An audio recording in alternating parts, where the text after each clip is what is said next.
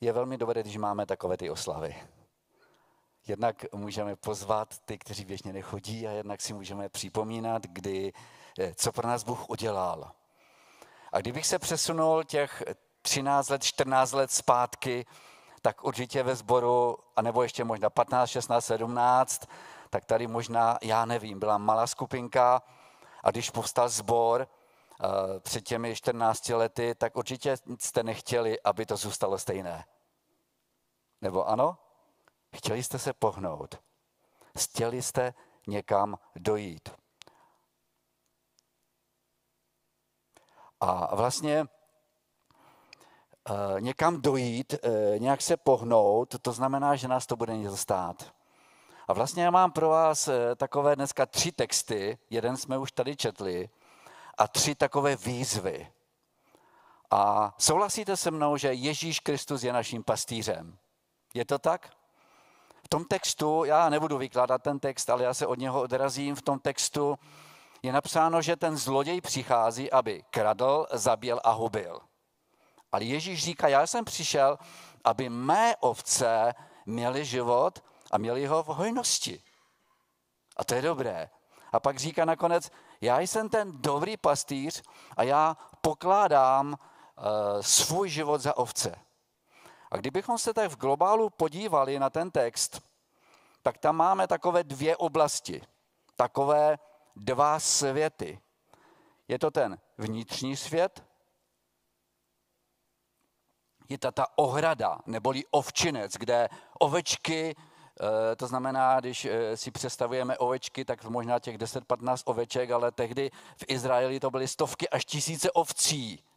A na noc, když bylo špatné počasí, tak je ten pastýř zavedl do ohrady, kde měli ochranu před vlky, kde se měli dobře, kde je možná čistil. A vlastně to symbolizuje sbor. To symbolizuje váš sbor. Je to bezpečí, kde máme spoustu věcí. A pak v tom textu vidíme další jakoby takovou oblast, ten vnější svět. To, kam nás vede pastýř. Je tam napsáno, že pastýř ty ovečky zná jménem a on je vyvádí a když je má všechny z té ohrady venku, z toho ovčince, tak jde před nimi a oni ho následují. A vlastně to symbolizuje to, že máme vykročit do nových věcí za Kristem, za Ježíšem, protože ty ovečky nikdy nevěděly, kam je pastýř povede v tom ovčinci, myslím, izraelském. Ale pastýř věděl, kde jsou ty nejlepší zelené pastviny. A vlastně v té ohradě, když ty ovce zůstávají dlouho, tak je to tam pošlapané, už tam není místo, vlastně už je tam takové to, že už jich tam je hodně a vlastně není jim tam dobře, i když si to neuvědomují. Představte si, že máte dům nebo byt a budete jenom pořád v tom bytě a jenom pořád a nevyjdete ven. Asi by to nebylo dobré. Ale my potřebujeme vycházet do práce, za zalíbami, třeba na ty houby, prostě jít někam ven, pak se vracíme a jsme tam moc rádi. Takže jak ten ovčinec, jak ta ohrada, jak ten sbor je velmi potřebný. Ale je taky to, že potřebujeme vyjít za Kristem tam, kde nás vede, a to je taky potřebné. A já mám takovou výzvu, takové téma, vyjdeme z ohrady ven za Kristem. Vyjdeme z ovčince ven za Ježíšem Kristem. Ten ovčinec nám neuteče, budeme se tam stále a stále vracet. Takže ta první výzva vyjít z ohrady za Kristem znamená přestat neustále vzpomínat na věci minulosti. Neboť mineme to nejlepší, co Ježíš pro nás připravil. A ten druhý text je z Izajáše ze 43. kapitoly, 18. až 19. verš. Musíme si uvědomit, že prorok Izajáš to nebyl jenom prorok Izraele, ale to byl prorok pro národy. A spousta věcí, které prorokoval, se plní v současné době. A je tady napsáno, nepřipomínejte si dřívější věci. A dávnými věcmi se nezabývejte. Hle, činím novou věc, už to vzchází. Což to nevíte? Ano, učiním v pustině cestu a v pusté krajině řeky. Veliký Bůh, stvořitel nebe a země, mluví skrze Izajáše, proroka i dneska nám. Nevzpomínejte na ty staré věci. Ty byly možná dobré, ale už se nikdy nevrátí. Nepřemýšlejte o minulosti, ta už je nenávratně pryč. Chci udělat pro vás, říká Izajáš, jak tehdy v Izraeli, tak k nám. Chci udělat nové věci. Tam, kde nebylo požehnání, chci žehnat. Tam, kde byly zavřené dveře, chci je otevírat. Což pak to nevíte o tom, já nejsem, říká Bůh, Bohem minulosti, ale já jsem Bohem teď a tady. Už to přichází. Váš sbor slaví, to znamená, pokud jsem pochopil, otevření chrámu 13 let. A někam jste došli. Ale nemůžete zůstat v tom místě, kde jste tehdy začínali. Ani dneska nemůžete zůstat. Váš sbor, a věřím, že i naše sbory jsou v takovém místě rozhodnutí. Zůstat na místě, to znamená neustále se motat kolem sebe, něco podobného jako Izrael na poušti. Když přichází k zaslíbené zemi a měli vejít do zaslíbené země, říkali, my to nechceme, nám bylo dobře tam. A museli se 40 let motat na poušti. Vrátit se do Egypta. Někteří lidé by chtěli se vrátit těm starým věcem, ale víte, vrátit se do Egypta nemohli. Egypt to znamená hřích. Tam by byla smrt. A tak Bůh je nezatratil, nechal je 40 let chodit po poušti, až umřelo všechno, co bylo proti Božím plánům. A nebo můžeme vykročit do nových věcí, jak v době Jozua, kdy celá generace, i když to možná pro některé nebylo příjemné, vstoupila do nových věcí. My jako Boží lid nemůžeme žít tím starým životem. A vlastně my si potřebujeme velmi vážit minulosti, abyste teď špatně nepochopili. Potřebujeme si vážit těch lidí, kteří nám zvěstovali evangelium, kteří začínali tady tento sbor, kteří nám kázali Boží slovo. To, co bylo dobré, to si máme držet.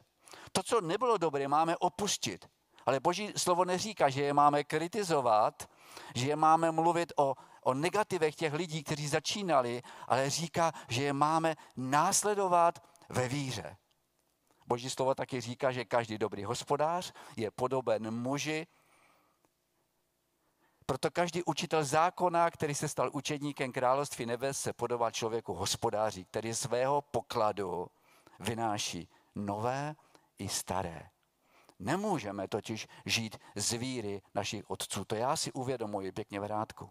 Ale potřebujeme je následovat ve víře. No a Boží lid, křesťané, se často znovu a znovu obracejí dozadu. Na to, jak to bylo kdysi. Za našich mladých let to nebylo. Často slyším, a když se bavím s dětskama na školách, oni říkají, jo, to nám říkají rodiče, za našich mladých let to nebylo. Ano, je to pravda, ale nic s tím neuděláme. A pokud budeme dělat stejné věci stejným způsobem, tak v dnešní době rozmachu technologií a všeho možného, to nejenom, že budeme mít stejné výsledky, ale možná menší a menší. Takže můžeme se zakonzervovat v minulosti, můžeme se zakonzervovat teď a tady, protože to je to nejlepší, ale nebo můžeme přijmout tu výzvu skrze Svatého Ducha a dělat kroky ven za Ježíšem právě z toho ovčince, kde nám je dobře. Ten ovčinec nám neuteče. Takže ta první výzva byla přestat neustále vzpomínat na věci minulosti, neboť můžeme minout to nejlepší, ty nejlepší pastviny, které nám Ježíš připravil. Ta druhá výzva, vyjít z ohrady za Kristem, znamená nesnažit se zalátat naše staré šaty novou Boží záplatou. To totiž nefunguje. Ten třetí text je z Lukáše, z 5. kapitoly, 36. verš. Ježíš jim řekl podobenství. Nikdo neutrhne kozlátky z nového šatu a nezalátá jim starý šat. Jinak bude mít díru v novém a ke starému se záplata z nového nehodí.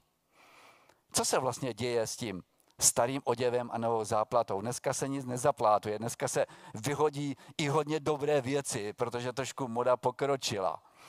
My tomu asi možná nerozumíme, fyzicky víme, o co jde, Ale Pan Ježíš vždycky používal podobenství ze života. Dneska by možná používal něco o počítačích, jo, já nevím. Ale vlastně tehdejší lidé tomu hodně dobře rozuměli. Dneska se už záplaty nedělají. Můj táta už je u Pána, ten dokázal zalátat třeba sako, které bylo roztrženo takovým způsobem, že pokud jste nevěděli, že tam byla nějaká díra, tak jste na to nepřišli. A vlastně nová látka se seprala a ta stará látka se seprala, ta nová nějakým způsobem roztrhla, díra byla ještě větší a Pan Ježíš říká, lidé, prosím vás, nikdo, žádný normální člověk neustřihne z nové látky kus látky, z nového oděvu dokonce a nepřišije to na díru ve starém, protože se zničí to i to. A vlastně ten šat, o kterém tady mluví Ježíš, je náš život, náš charakter, naše srdce. A vlastně buď máme nové, čisté, bílé šaty, očištěné krví Ježíše Krista, nebo máme staré šaty, potříštěné hříchem a snažíme se tu špínu zakrýt něčím novým. Ono to není nové, ale my si to myslíme. Třeba nějakou hranou duchovností. Nebo citováním Bible, kde komu. Nebo moralizováním. To my starší to máme ve zvyku a rádi to děláme. Chozením do kostela. To je velice dobrá věc a potřebná. Aktivitami. A nebo jenom, že dávám desátky, aby teda zbor rostl. A nejhorší je, pokud na naše očištěné šaty se snažíme nalepit ty věci starého života, jak se to snažili Izraelci na poušti. Bůh nenalepí na naše hříšné jednání svou svatost, své dobré věci. Potřebujeme se nechat proměnit, nechat svléknout ty staré věci, co se na nás nalepily, i z jeho skutky a potřebujeme obléknout toho nového člověka. Pokud se to někoho z vás týká, nás týká, tak potřebujeme jít k Bohu, činit pokání a nechat se očistit. Takže ta první výzva byla přestat vzpomínat na věci minulosti, neboť můžeme minout to nejlepší, co má Hospodin pro nás připravené. Ta druhá výzva, nesnažme se zalátat naše staré šaty novou boží záplatou. Nefunguje to. To si myslíme jenom my. Bůh nám vidí do srdce, vidí do našeho života. A potom ta třetí výzva, vyjít z ohrady za Kristem, znamená nečekat, že Ježíš naleje své nové víno do našich starých měchů. To víno znamená chození s Bohem. Je to Duch Svatý, který je v nás. A 37. verš mluví toto. A nikdo nedává mladé víno do starých měchů. Jinak mladé víno roztrhne měchy a vyteče a měchy přijdou na zmar. Nové víno se musí dát do nových měchů. Kdo se napije starého, nechce nové. A řekne, staré je lepší. Jaké to bylo vlastně s těmi měchy a s vínem? Zase my to fyzicky víme, už jsme o tom slyšeli i na besídce a často kázání, ale často nám to nedochází, protože víno a voda se ve starověku uchovávala v kozích měších. Byla to vynikající technologie, kdy se vlastně ty kůže z koz vypracovaly tak perfektně, že se tam mohlo nalít víno nebo voda nebo cokoliv a velice dlouho se to tam uchovávalo. A vlastně, když se tam nalilo do toho nového vypracovaného měchu víno, které ještě pracuje, které má ještě ty svoje grády, tak se to postupně vlastně ty měchy s tím vínem rozšiřovaly a mohli se to víno doplňovat znova a znova. Nějakou dobu se to nové víno tam mohlo dávat. Ale po delší době, kdy ty měchy zestárly a ta víno zestárlo, tak by mohl být problém, protože kdybyste tam nalili nové víno, tak co se stane? Ty měchy se roztrhají, víno se vyleje, zničí se měch i víno. A vlastně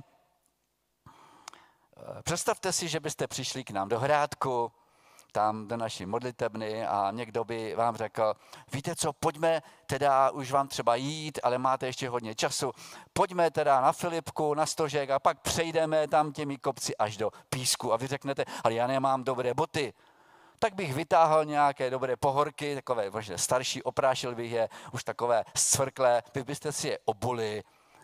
Možná byste mohla s nich mohli jít, ale než byste došli do písku, tak by nohy byly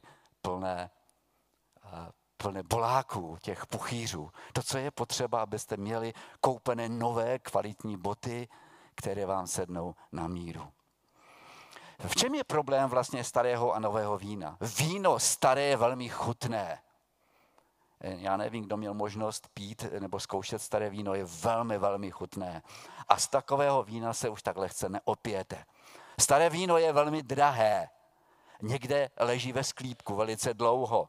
A znalci vína, a my jsme to četli tady v tomto textu, staré víno je dobré, je lepší. Ano, je to pravda. Ne, není to žáden burčák nějaký. A staré víno je drahé, pije se po troškách. A já jsem na internetu zjistil, že takový ročník 1969 stojí 3590, jedna flaška. To bych si asi nekoupil. Ale kdybych koupil, tak bych neměl odvahu to pít. A vlastně staré víno z těch měchů ubývá.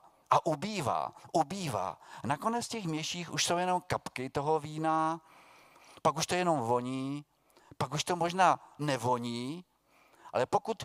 A staré víno tam nemůžeme dát, protože každé staré víno má své staré měchy. Takže kdybychom tam dali nové víno, tak to zničí. A vlastně víno znamená Boží přítomnost v našich životech. Každý z nás, pokud se narodil do Božího království, má svatého ducha v sobě. A to víno, to je ta přítomnost, o kterém tady pastor na začátku mluvil. Přítomnost, to znamená to, že chodíme s Bohem každý den, že s modlitbou hledáme jeho tvář. A vlastně je to zkušenost s ním. Přichází z nebe přímo od Pana Ježíše Krista. Podle Božího slova naše životy a naše těla jsou chrámem svatého ducha. A vlastně staré měchy to jsou naše zaběhané způsoby jednání. Tak to vždycky bylo a tak to bude. A nebo jsou to naše tradice, které si držíme. Jsou velmi dobré tradice. Je velice dobrá tradice mít každý rok oslavu založení sboru. To jsou velice dobré tradice. A nebo tradice chození do sboru každou neděli. Ale to samozřejmě nestačí. Může to být kultura, ve které žijeme, anebo kterou jsme si nějakým způsobem vytvořili. Neochota k novým věcem. Ano, chtěli bychom změny, dobré změny, ale aby nás to nic nestálo. A vlastně často nedovolíme novým věcem a novým myšlenkám. Třeba, nevím jestli tady, ale v CBčku se setkávám v některých sborech, že i malé změny bohoslužeb můžou přinést revoluci. Nové věci nás totiž vedou do nejistoty. Vyrušují nás z našeho pohodlí. Často právě kvůli tomu, já miluji mladou generaci a vím, že to jsou naši nástupci a často nedovolíme mladé generaci, aby se mohla rozvíjet. Jo, oni se rozvíjejí ve světě, svět jim nabízí, ale samozřejmě my chceme, aby naše mládež šla dopředu. Ale aby to bylo podle toho, jak to my jsme prožili v minulosti. A to fungovat nebude. A vlastně většina akcí, aspoň u nás v CBčkách, je nastaveno na tu střední a na tu naši starší generaci. A často mladí lidé a teenageři si tam nemají čeho najíst a často odcházejí do světa. A vlastně pokud nevidí v našich životech, jak my žijeme s Kristem, tak se nesmíme divit, že jim ďábel, ten zlý, ten zloděj, který krade, zabíjí a hubí, nabídne něco v uvozovkách lepšího. Často slýchávám, že naše mládež žije v jiném světě. Slyšíte to někdy takhle nebo mluvíte to? Ti mladí žijou v jiném světě. Řeknu vám pravdu. My žijeme v jiném světě, my žijeme v minulosti. Oni žijou teď a tady a jsou na ně obrovské tlaky a obrovská nebezpečí, které na ně číhají. Takže Ježíš nemůže poslat své nové pomazání do našich starých měchů, do našich starých možná postojů, možná způsoby práce, nemůže dát nic nového, jak jednotlivcům, tak společenstvím, protože by se to zničilo. A vlastně na závěr chci říct, že nečekejme, že Ježíš naleje své nové víno do našich starých měchů, do našich starých životů, postojů, ale chce, abychom se mu otevřeli. Takže to byly 3 výzvy. Přestať vzpomínat na věci minulosti, abychom neminuli to nejlepší, co má Ježíš připraveno pro nás, ty nové pastviny. Potřebujeme vykročit za Kristem do nových věcí, abychom se znovu a znovu mohli vrátit do té ohrady, načerpat síly a znovu vyjít za Kristem. Nesnažit se zalátat naše staré šaty novou boží záplatou. To nepůjde. Nečekat, že Ježíš vloží své nové věci do našich starých postojů. A já vím, že někdy je to těžké něco změnit, ale stojí to za to. Takže ta výzva nebo to téma bylo: mějme odvahu vyjít za Kristem a ponechat minulost za zády. Co s tím můžeme udělat? Je to naše rozhodnutí. V podstatě dovolme Hospodinu, aby nás proměnil. Nás osobně, každého z nás očistil. Ne nějakou záplatu duchovnosti, ale očistil naše srdce. A to někdy je těžké, zvlášť pro nás chlapy, kdy člověk potřebuje činit pokání, někdy za někým zajít, omluvit se mu, poprosit o odpuštění a pak přijít před Boha. Očekávejme, že sám Bůh bude jednat. Odložme ty staré dobré měchy, způsoby, ale dovolme Duchu Svatému, aby začal pracovat v našich životech, protože otázka zní, co nalezne v našich životech Duch Svatý, když přichází do svého chrámu.